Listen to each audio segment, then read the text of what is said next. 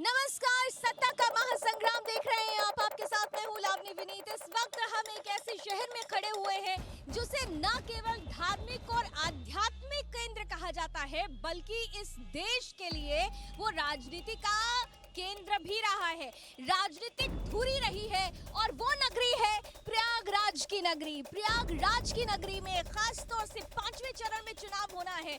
5वें चरण का ये चुनाव बेहद दिलचस्प होता चला जा रहा है, क्योंकि एक तरफ भारतीय जनता पार्टी है जो पूरी तरह से ताकत झोंक रही है कि इस बार भी 2017 का इतिहास दोहराना है, लेकिन दूसरी तरफ समाजवादी पार्टी की साइकिल भी चल पड़ी है 22 में बाइसिकल। और तीसरी तरफ वो कांग्रेस जो कह रही है कि अंडर करंट हमारा भी है। बात कांग्रेस की चल पड़ी है, तो आज इस वक्त हम ऐसी जगह पर मौजूद हैं जो कांग्रेस की राजनीति, या यूं कहें कि स्वतंत्र राजनीति का एक बड़ा केंद्र, बड़ी धुरी रही है। मेरे पीछे आप देख रहे हैं, ये वही आनंद भवन है जहां पर आपने पंडित जवाहरलाल नेहरू को न जाने कितनी बार रुकते हुए देखा होगा। फूलपुर से वो सांसद रहते थे। स्वतंत्रता की कहानी यहीं से गढ़ी गई। महात्मा गांधी का धुरी भी यही रहा। लेकिन अब देखिए, ये वो कांग्रेस है जो धीरे धीरे सिमटती चली गई है, और इस बार उस कांग्रेस को अपनी सिमटन को खोलने का वक्त है। राहुल गांधी, प्रियंका गांधी दोनों ही ताल ठोक रहे हैं और कह रहे हैं कि जनता का साथ हाथ के साथ है। लेकिन जनता के मन में क्या चल रहा है? क्या वाकई हाथ को साथ मिलने वाला है, या साइकिल रफ्तार पकड़ने वाली है, या फिर कमल की महक? आज हम इस प्रयाग की नगरी से यही जानने की कोशिश करेंगे। तो चलिए निकल चलते हैं सत्ता के महासंग्राम के इस महासफर पर। प्रयागराज, जहां की राजनीति के लिए कहा जाता है कि देश की पूरी राजनीति की धुरी यही प्रयागराज है। ये प्रयागराज इस वक्त हॉट सीट बना हुआ है। 2017 में जहां यहां पर 12 में से 9 सीटों पर भारतीय जनता पार्टी का कब्जा था, 1 सीट समाजवादी पार्टी के खाते में, 2 सीटें बहुजन समाज पार्टी के खाते में।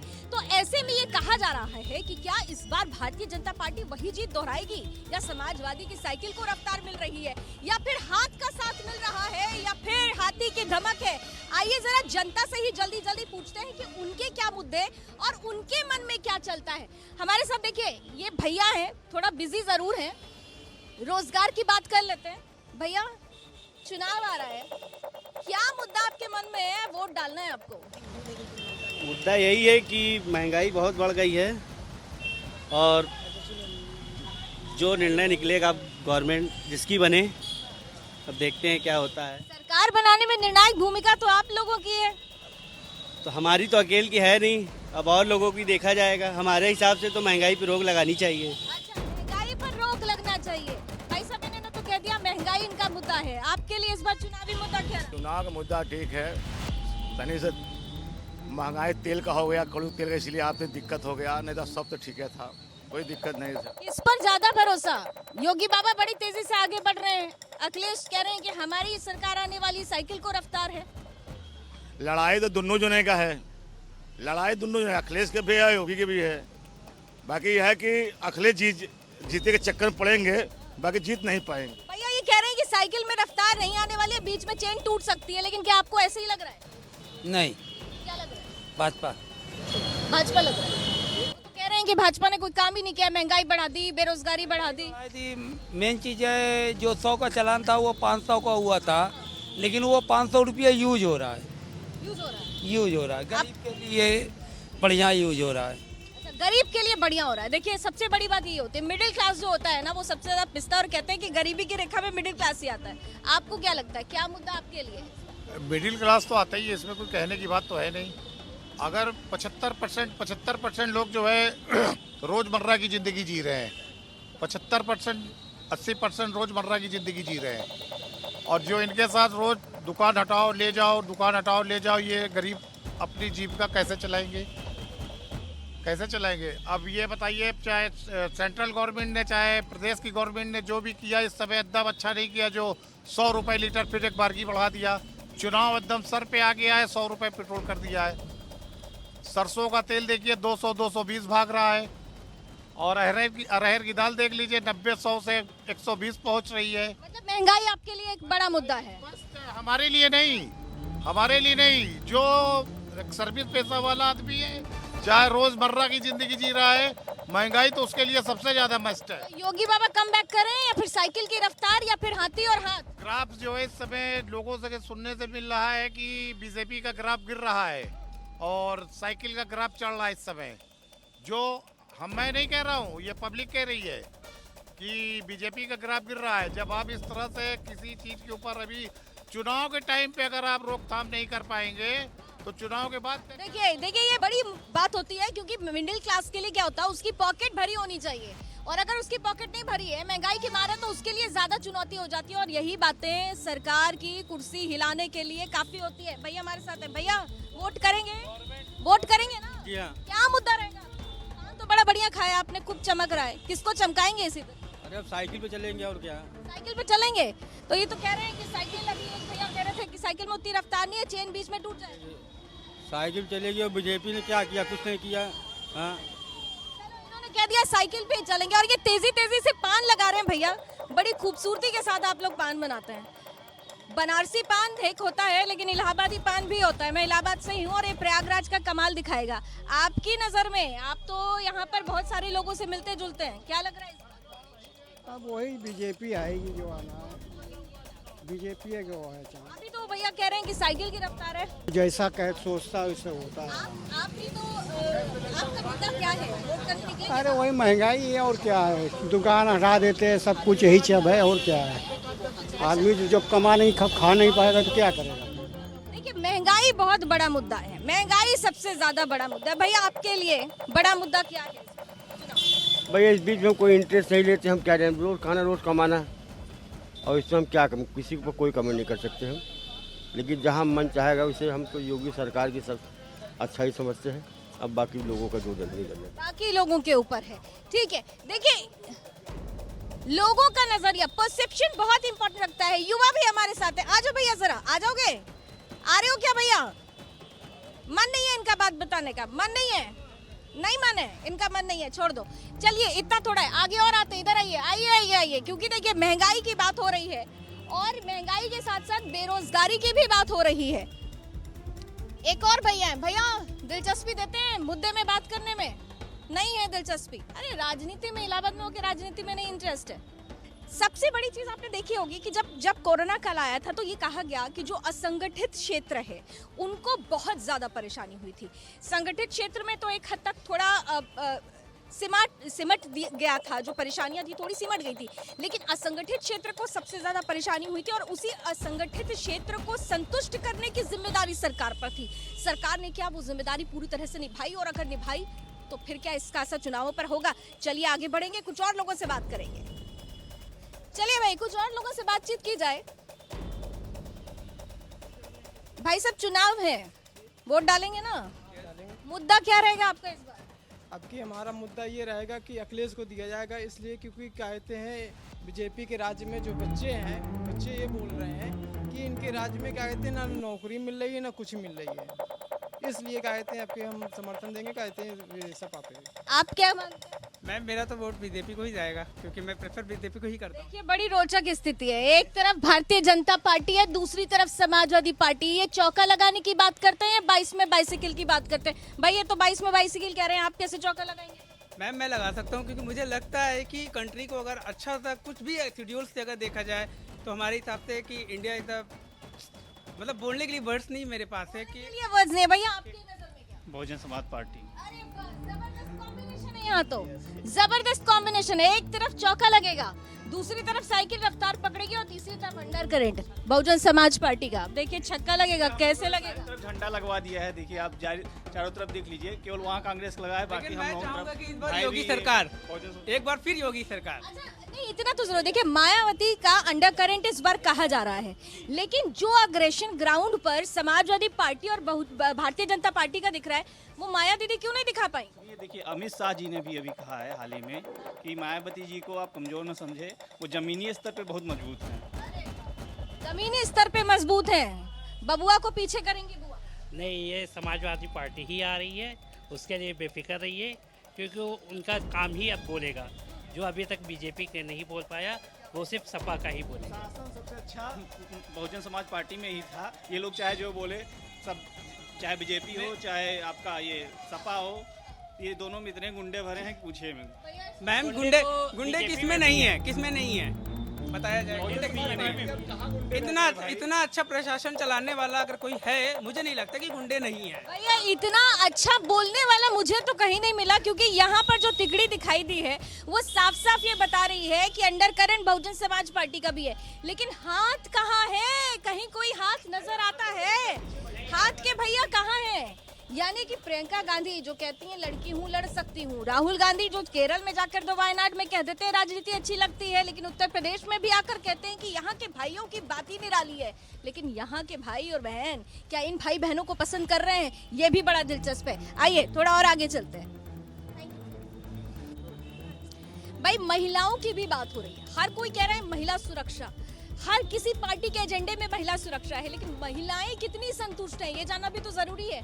मैडम आप वोट करने का दिन आ गया है और महिला सुरक्षा की बात हर एक पार्टी कर रही है, आपके लिए ये मुद्दा कितना बड़ा है और कौन लगता है कि बाजी मार रहा है? ये तो मतलब 50-50 का रेशियो है, मतलब बोलना बहुत मुश्किल है इस समय, कौन किस तरह से मतलब बैलेंस में रहता है। हाँ। आपको क्या लग रहा है? क्योंकि प्रियंका गांधी कहती हैं लड़की हूँ लड़ सकती हूँ, उधर मायावती जी कहती हैं कि महिलाएं अगर सुरक्षित हैं तो उनके संरक्षण में, योगी बाबा कह रहे हैं महिलाओं के लिए सबसे ज्यादा काम उनकी सरकार ने किया और समाजवादी पार्टी की भी वही राग है। तो आपकी नजर में? देखिए सबका अपना मत है। हाँ, वोटिंग इतना एक पावरफुल मतलब अपने पास अधिकार है कि बहुत सोच समझ के करना चाहिए। यूपी का सीएम वो होना चाहिए जो देश हित के लिए सबके साथ रहे, मतलब पर्टिकुलर कोई ऐसा है कि ये है वो न जातिवाद नहीं कुछ नहीं, जो सबसे अच्छा हो वो होना चाहिए। जो सबसे अच्छा है वो होना चाहिए। और याद रखिएगा कि जनता निर्णायक भूमिका निभाती है, सत्ता की चाबी जनता के हाथों में होती है। ये चाबी जिसने जिस ताले की घुमाई दरवाजा उसी का खुलेगा, इसलिए इस बार आपको निर्णायक भूमिका निभानी है, वोट देने जरूर जाइएगा। भाग्य विधाता आपको अपना चुनना है। आइए आगे बढ़ते हैं। देखिए जैसे जैसे हमारा ये सफर आगे बढ़ रहा है, मुद्दों की फहरिस्त बदलती जा रही है। युवाओं का मुद्दा अगर बेरोजगारी का है तो फिर जो परिवार वाले हैं, जो बुजुर्ग हैं, घर के मुखिया हैं, उनके लिए मुद्दा महंगाई है, महिलाओं के लिए सुरक्षा है। इन तीनों ही परिपाटी पे जो भी पार्टी खरी उतरेगी, इस बार सत्ता की सरताज, सत्ता का सिरमौर वही होगी। अब यहाँ पर भी हमारे साथ कुछ लोग हैं, आइए जरा पूछते हैं। अंकल जी, आपने तो कई सरकारें देख ली हैं, इस बार क्या नया बदलाव देखना चाहते हैं आप? बदलाव हम क्या देखना चाहते हैं, यहाँ पर लोग कहते हैं बहुत महंगाई है, रोज साले गाड़ी निकाल रहे हैं, 200 अगर 200 का पेट्रोल होगा तब भी साले चढ़ाएंगे। काई महंगाई, खा रहे हैं पी रहे हैं, महंगाई किस बात की? आपको गवर्नमेंट अनाज मोदी से अच्छा कोई आदमी नहीं है जो आपको बैठ के खिला रहा है खाना, और गाँव के लोग मजदूरी करते हैं, यहाँ का धान सामान बेच लेते हैं। लेकिन अखिलेश यादव तो कहते हैं कि योगी बाबा ने सब लूट लिया, लोगों को बेवकूफ बना दिया। I don't want to criticize, यानी हर आदमी जानता है, अखिलेश हो चाहे मायावती बिल्कुल बेवकूफ है, कुछ नहीं जानती वो। आप ये सोचिए कि अखिलेश या कोई भी पार्टी हो, जब इलेक्शन शुरू होता है सब दौड़ते हैं कुकुरमुत्ता। डू यू नो कुकुरमुत्ता जो लकड़ी में पैदा होता है? भाई देखिए दिल्ली वालों, आप ना वो जो 30 रुपए 40 रुपए 50 रुपए का पैकेट खरीदते हैं ना, उसकी बात नहीं हो रही है, ये लकड़ी पर उगने वाले कुकुरमुत्ता की बात हो रही है। जरा समझिएगा, बात दूर की है, दूरदर्शिता भरी हुई। मेरा कहने का ये मतलब है कि जब इलेक्शन आता तो क्यों दौड़ते हो? उसके पहले क्या सो रहे थे? यू आर कल्टिवेटिंग फसल on your soil. What are the basic issues जिस पर आप इस बार जाने वाले हैं वोट करने के लिए? You must have some issues in your mind ना। तो आप इस बार कौन सा इशू रखेंगे अपने दिमाग में जब आप बटन? हम तो तय कर लिया कि हमको भाजपा को वोट देना, बात खत्म। और सुनिए मैडम, मेरे पूरा परिवार भाजपा को वोट देगा, इसलिए कि मोदी विकास पुरुष है। आज अखिलेश चले जाएं संसार में, जहाँ रूस की लड़ाई यूक्रेन की, कोई इनको पहचानेगा? मोदी को सब लोग मोदी का, कोई इनको पहचानने वाला नहीं है। मोदी एक दफे अगर कुछ कहेगा तो लोग सोचेंगे तो भारतवर्ष का प्रधानमंत्री आया हुआ है। देखिए यही होती है धमक। अंकल आप भी इससे सहमत हैं? बिल्कुल बिल्कुल सहमत हूँ मैडम। मुद्दा क्या होगा? मुद्दा का सबसे बड़ी मुद्दा तो सुरक्षा का है। जो लोग गुंडाई करते थे सपा के समय में, हैं, जिसके दुकान में पहुंच जाओ उसके दुकान में गुंडाई करते थे, अब वो चीज़ नहीं है मैडम। आए दिन लड़के आते थे, भाई फोन कर दिया यूनिवर्सिटी, हाँ भाई चले आइए या दुकान में, लूटपाट होती गुंडागर्दी, अब वो चीज़ नहीं है जब से बीजेपी सरकार आई है मैडम। पूछ रहे हैं आप बीजेपी? बस जब से आए हैं योगी बाबा आए हुए हैं, सबसे एकदम क्लीन हो गया सब। जितने बदमाश वो सब या तो जेल में चले गए हैं या तो उत्तर प्रदेश छोड़ दिया उन्होंने। अच्छा, आरोप तो ये लगता है कि भारतीय जनता पार्टी सेलेक्टिव हो गई है, ऐसा लगता है? नहीं, ऐसा कोई बात नहीं है, ऐसा कोई बात नहीं है। इस बार प्रयागराज की जो जनता है, बहुत ही यहाँ की जनता को सबसे ज्यादा बुद्धिजीवी कहा जाता है, क्योंकि राजनीति का केंद्र ये रहा है। जब यहाँ की जनता इस बार उतरने वाली है, बिल्कुल सही कहा आपने, 5 मुख्यमंत्री, 3 प्रधानमंत्री और उसके अलावा 5 मुख्यमंत्री भी उत्तर प्रदेश के इसी धरती ने दिया है। बिल्कुल बिल्कुल है मुख्यमंत्री, लेकिन किसी ने कुछ नहीं किया। इस बार प्रयाग की जनता का मुद्दा, महत्वपूर्ण मुद्दा क्या है? विकास, सबसे ज्यादा विकास और कुछ नहीं। विकास और कुछ नहीं है। विकास और सुरक्षा। अंकल, आपके लिए क्या मुद्दा है इस बार का? ऐसा है, I belong to artist category, तो whosoever government comes and does for the help and for the cooperation of artists, I want that सरकार। आप बहुत, आपने कहा आप आर्टिस्ट हैं, कला को आकार देने वाले कलाकार का हमेशा वंदन होता है, और सरकार भी एक कलाकार है, क्योंकि जिस तरह से वो आकार दे रही है विकास को, जैसा कि यहाँ के लोग कह रहे हैं, एक कलाकार अपने शब्द में क्या सरकार के लिए 2 लाइन कहेगा? कहेंगे, हम ये कहेंगे कि he should throw his eyes towards every field, not only to one field। आप कुछ गा के कह दीजिए सरकार के लिए, आज प्रयाग की जनता का एकदम मान बढ़ जाएगा। यहाँ सभी हमको जानते हैं और मेरा गाना भी सुन चुके हैं। मुझे इसीलिए कहा गया कि आपकी आवाज में ये आवाज दूर तक जानी चाहिए। तो एक राष्ट्रीय गीत थोड़ा सा हम गा देते हैं, और यहाँ तो है डुएट तो नहीं गाएंगे, सुना। पर्वत है उसके प्यारे, ऊंची है इसकी गलियां, आगोद में इसी की गुजरी हजारों सदियां, गुजरी हजारों सदियां, रक्षा करेगा इसकी हर नौजवान हमारा। हम बुलबुले हैं इसकी, ये गुलसिता हमारा, सारी जहां से अच्छा हिंदुस्तान, सारे जहां से अच्छा हिंदुस्तान हमारा। Thank you so much uncle. देखिए, ये खूबसूरती है हमारे देश की, और हमारे देश के सरकारों की, प्रतिनिधियों की, और उससे भी बड़ी खूबसूरती है हमारे इस प्रजातंत्र की, इस लोकतंत्र की, क्योंकि जनता जनार्दन जब बाहर निकलती है तो उसके हाथ